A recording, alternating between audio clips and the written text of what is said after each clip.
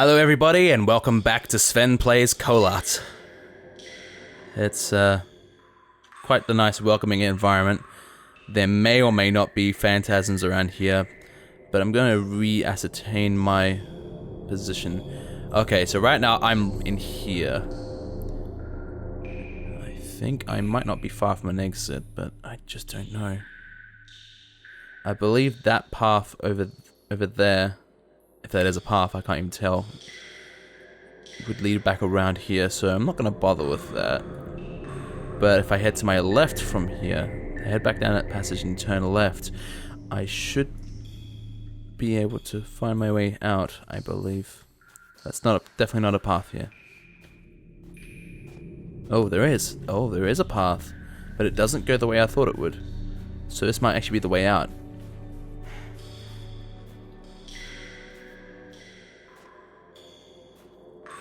Just keeping an eye out for any flickering of the light. Could that be freedom in my direction? Oh, that's a campsite. Well, assuming I found my way out here, that means that campsite is there. So as I head out, if I go right and then hang left, I should be able to get to that campsite. Or I might be able to see it. I didn't actually realize the path is actually not as long as it looks like. The campsite will be most appreciated. Having a fast travel option would be ideal. Hooray! Fast travel options. Alright. Since I've covered a fairly large portion of the map at this point, I should figure out where exactly I'm going. So let's see. There's 2 more spots left. One at 7 north and 52 east. 7 north and 52 east. That'll be up here. And the other one is 45 north and 84 east.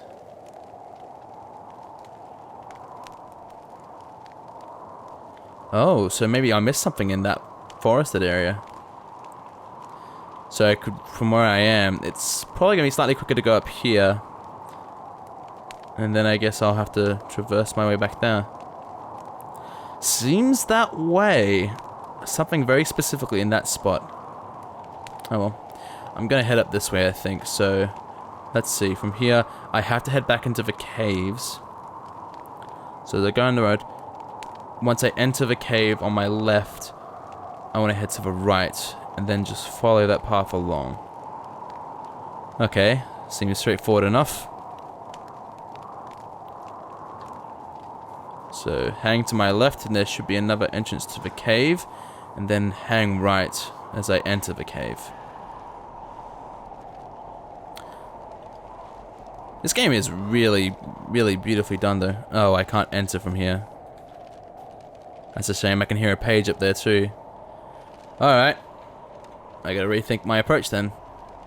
I'm pretty sure this is where I entered the cave before. And then there was that path going to the left which I avoided in favor of going the not so safe waterfall route, which is where I fell over there.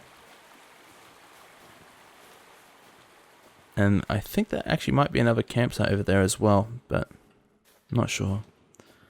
This part of the cave is very quiet. Like, eerily quiet. Is that another campsite? And noise again. Well, I'm just gonna follow the light. Lights usually are a good thing. Oh, it's an altar, not a campsite. Well, it's just a pyre, a torch. Just keep an eye out for any indication of my flashlight flickering. It would be interesting to explore an actual real-life cave, I reckon. Though, I would probably, even though there's not likely to be anything of actual danger in there, I would probably still be scared. Just because it's just such an unfamiliar alien environment. Well, we've been in plenty of caves in games. I can imagine actually being in a cave for yourself is a very different experience. Okay, so I'm at a fork in the road with a campfire. So, if I went in up that way, and that's where I passed through and entered the cave again, That means I'm probably here right now. So I most likely want to head right, I guess? Yeah, because I came in and I dropped down. Let me get my bearings again. Because I dropped in from up there, specifically. Or did I? I don't know. Let's see. Assuming the direction I dropped in from was here, I would have been facing the right way to sort of go. So I think this is the way I want to go. That way it would lead back into the caves. It is very quiet in here. But I guess caves don't have a lot of reason to make much noise. Oh, wow. Oh, that's cool. It's really pretty. But probably not safe. So I probably shouldn't get too wrapped up in the beauty of it.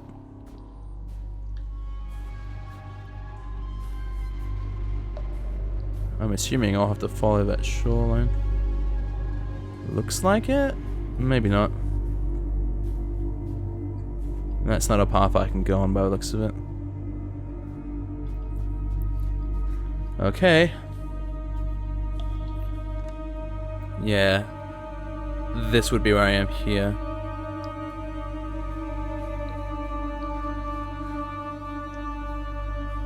And there's the light I could see before.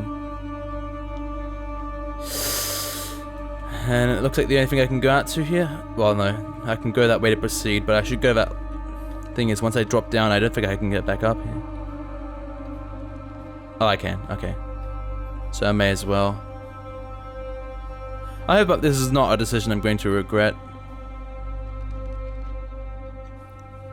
Ah, well, I can't make that jump, so... I guess I have to go around. Oh, there we go. Let's say, can I not get back up? Careful now. Oh dear. Well, at least I didn't die from that, but...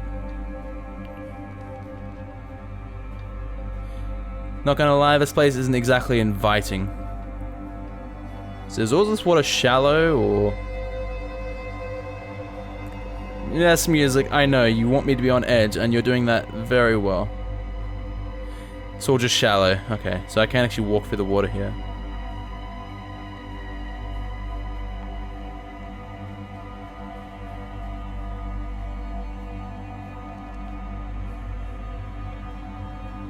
Just making my way through. Oh, does this lead me to that candle? That note?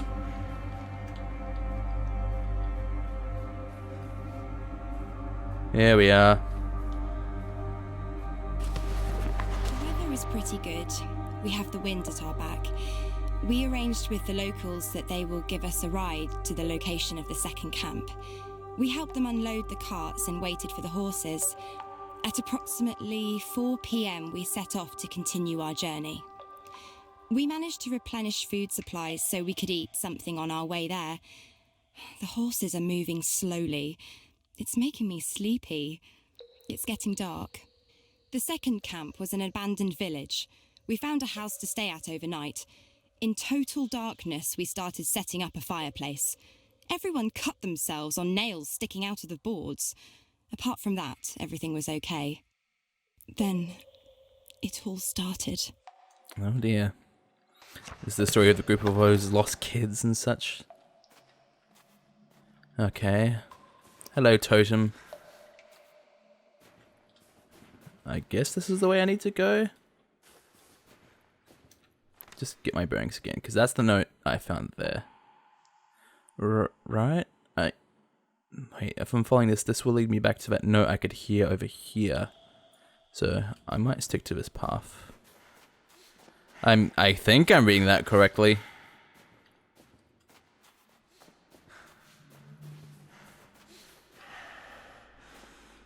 Listen to him breathing heavily. Yep, there's another note.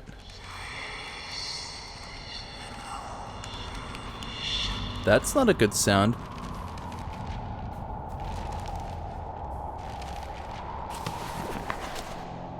A live corpse is on Siberia.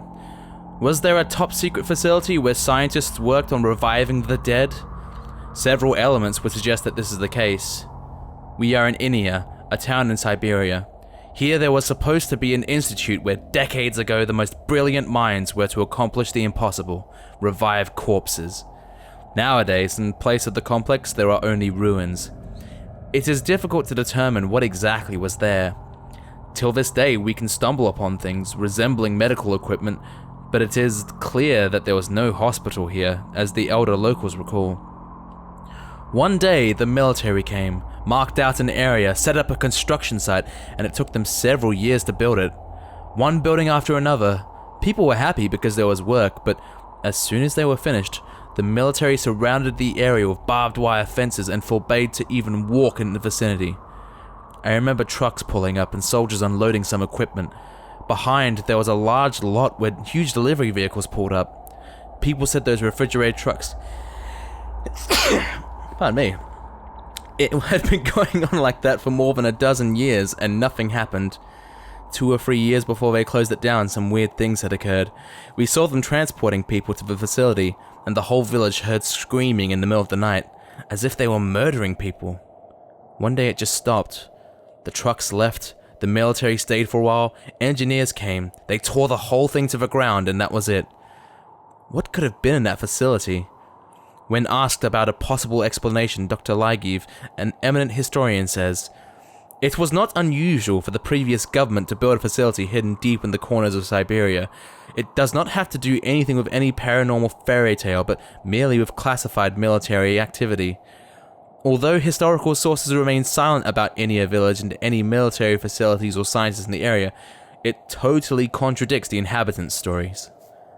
We became aware of existing documents that could shed light on the case. An extract from the correspondence where the names of the sender and receiver are censored mentions about a facility in the middle of Siberia where the military sends well-preserved bodies of convicts in refrigerator trucks for further research. Furthermore, the author writes, "I do hope you will manage to do something with them because the mountain is becoming impatient and one alive is not enough." Okay. And this will lead back to that campsite, I assume? Yep. And so, right now, I should be able to just follow this tunnel. I mean, I came from that direction, so... And again, deathly silent. Well, not going back up that way now. It's when it's quiet. It's actually more unnerving when it's quiet. Oh, should get noisy again in a second. All right. There's the radio tower in front of me, which is down there. So I guess I've come up facing to the south. All right. All moody and stuff. Wait, those are the central rocks again. So wait, I've come out here by the looks of it. Bums, that's not where I wanted to go. But then I'm not sure how to get up there. I guess I'll see if I can find another way around. Oh, so that must be what I'm actually trying to get to. That's what the crater up here is. Okay, well, it does appear that that doesn't really lead up to it, but up there, however, I've got a landmark to work towards at least. And I can hear a note. It's to my right now. It's up here. There you are. Death Valley. Anthony Nizhny, a scientist and expert on Sakha Republic, set off to the area of the Death Valley. What has he discovered there? What are the mysterious constructions buried in the ground? Only here you can get the answers and other unbelievable facts concerning this godforsaken place on Earth. I set off at dawn. If you had not seen Dawn by the River Vulu, you have not seen the most beautiful thing on the planet. This is a magical place full of nostalgia of what mankind has lost. Freedom, space, nature, wild and uncontrollable. There is no place for compromises, because this region is as beautiful as it is dangerous. I arrived in Death Valley around noon. The area stretches out over an area of 100,000 square kilometers, so you have to know what you're looking for. Luckily, I had a great guide. We stumbled upon the first building more or less after 2 hours of walk. Not much can be deciphered by observing the pile of ground from the outside, but the readings clearly show what is beneath is at least 7 meters in diameter. It reminds a large buried church with protruding edges. It is also difficult to determine how many such buildings exist in the area. I talked to the natives, and from what I gathered, there are at least 11 constructions scattered around at different places in the valley. What could these enormous mounds be? Many inhabitants claim that they have had something to do with the Tunguska event. There is a common ground for countless unexplained stories in folk tales, for example. I have heard of a hunter named Alaman. As he was not able to find any game, he went deeper into the forest until he got lost. He was sure he was going to die when he found a strange construction. Suddenly, the ground shook and a secret door opened. A man came out and he gave Alaman just one advice: protect yourselves against the orange light. He got out of the forest after a week. Until now, it is impossible to confirm this mysterious meeting, but I heard the story from Alaman's granddaughter herself. Interesting. Very interesting. Okay, well, that path appears to be the one that leads down towards the tower, so I don't want to go that way. I want to hang a right here. If there is indeed another path. There may not be. I may have taken a wrong turn. Okay. Oh, that's the note I found. Okay, so no, I can go back down and then turn right. Just making sure I'm not backpedaling. It's good that they give you a lot of distinct visual landmarks to find your way, though. I've routed on it a lot of times, but it's just intelligent design that in places where you might not be certain where you are, they give you something, some sort of indication of where you are, something familiar, something you can use as a point of reference, and then you can infer where you need to go from there. There's the bridge that was on the map. Yep, that one there. So I can basically walk right around that. Let's see if this actually leads to a dead end, or if there will be another road I can travel. It does seem a bit unlikely that they would just have a road that leads to nothing with no prospective way forward, but maybe that's intentional. I mean, the map does suggest that's all that's here.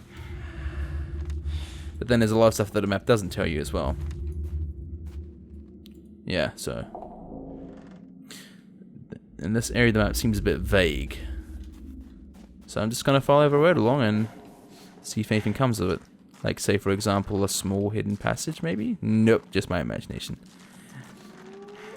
Oh, it was a hope. And the fact that the audio atmosphere is building up leads me to believe this is, in fact, the right way to go. Another rickety-looking bridge. I'm guessing I have to get up there and climb my way across. I see a tree that I might be able to climb, perhaps? Nope. I guess I'll just continue to follow this path and it will loop me around to that bridge. Jeez, the atmosphere, the atmosphere, the atmosphere is real.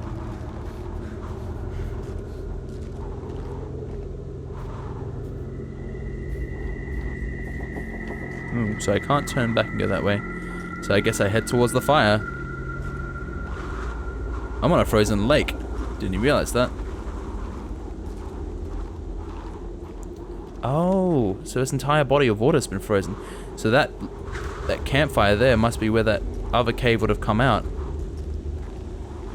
If I had to hazard a guess, yeah. Oh, there's a glowing person here. You know, at the beginning, I wanted to make things right. I believed God itself touched me. That I have received a chance, a compensation for the evil that was brought upon me. then I understood that it is not God, or good, or restitution. Just a tool of revenge.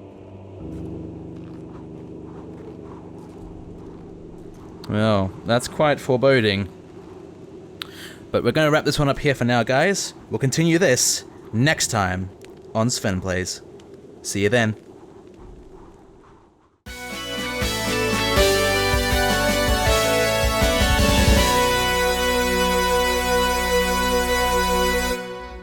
Anthony Nizhny, a scientist and expert on Sakha Republic, set off to the area of Uliaju. No,